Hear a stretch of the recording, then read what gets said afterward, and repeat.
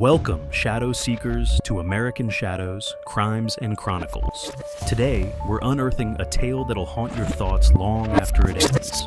Whether you're glued to the screen or just listening in, you're in for a wild ride through history's darkest corners. If you're new, hit subscribe to join our mission of exposing America's hidden truths. Regulars, your likes fuel our journey into the unknown. Now, let's peel back the layers of time and reveal the secrets beneath. Ready? Let's begin. The deadliest storm in U.S. history. How Galveston was wiped off the map. Hello, friends, and welcome to American Shadows, Crimes and Chronicles. Today we're traveling back to September 8th, 1900, a day that would forever change the landscape of Texas and rewrite America's understanding of natural disasters. On this fateful day, the bustling port city of Galveston, Texas, stood unwittingly in the path of what would become the deadliest natural disaster in U.S. history. What transforms a thriving city into a wasteland overnight? How does a community reckon with unimaginable loss? And why does this century-old disaster continue to shape our approach to extreme weather events today? But before we dive into the events of that catastrophic day, I want to thank each and every one of you for your incredible support. Your likes, comments, and shares aren't just numbers to us. They're the lifeblood of this channel. You're doing an amazing job spreading the word about these important stories, and we couldn't be more grateful. Picture, if you will, the vibrant city of Galveston at the turn of the 20th century. Known as the Wall Street of the South, it was a jewel on the Gulf Coast, boasting a population of 37,000 and an economy that rivaled that of New Orleans.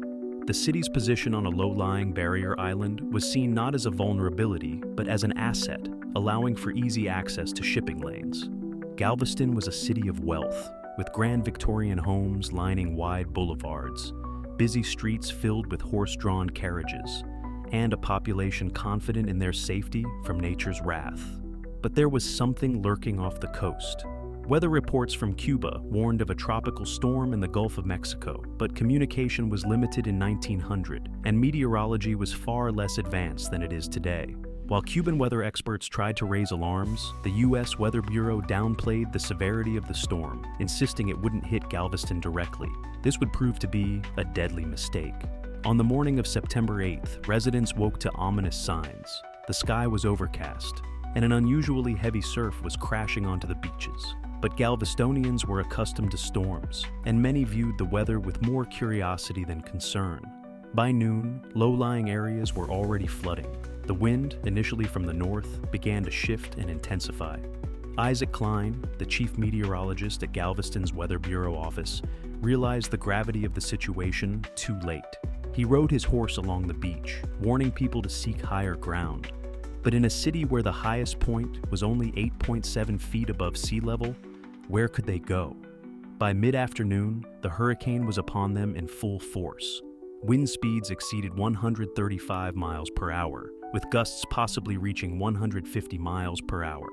The storm surge, amplified by the shallow continental shelf off Galveston, rose to a staggering height of 15 feet. Entire neighborhoods were swallowed by the raging Gulf. The destruction was apocalyptic.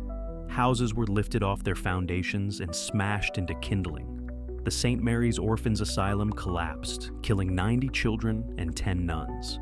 The Sisters of Charity Hospital became a refuge for hundreds, only to be inundated, with many patients drowning in their beds.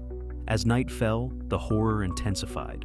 In the darkness, survivors clung to debris, hearing the screams of the less fortunate over the roar of the wind and waves.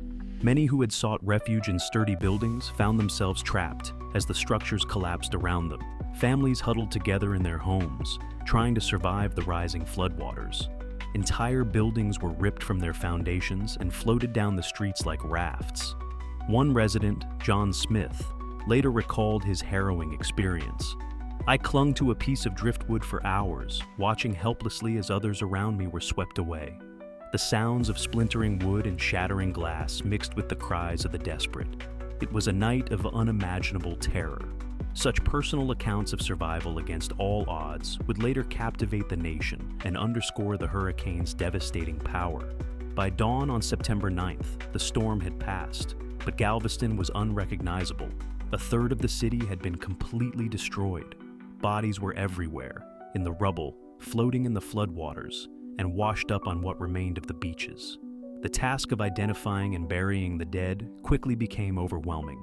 The final death toll would never be known with certainty, but estimates range from 6,000 to 12,000 people. It remains the deadliest natural disaster in U.S. history.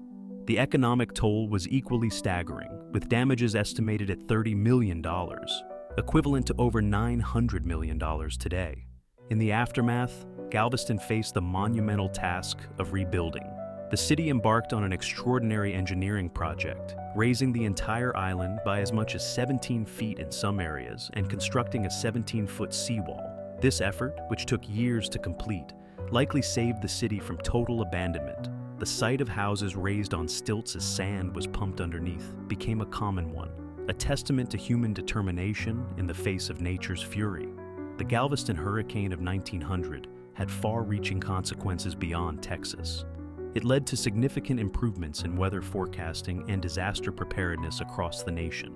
The tragedy underscored the importance of heeding evacuation warnings and building resilient infrastructure in coastal areas. The disaster also forced a dramatic shift in how the United States responded to natural disasters. It highlighted the need for better communication and more accurate weather prediction.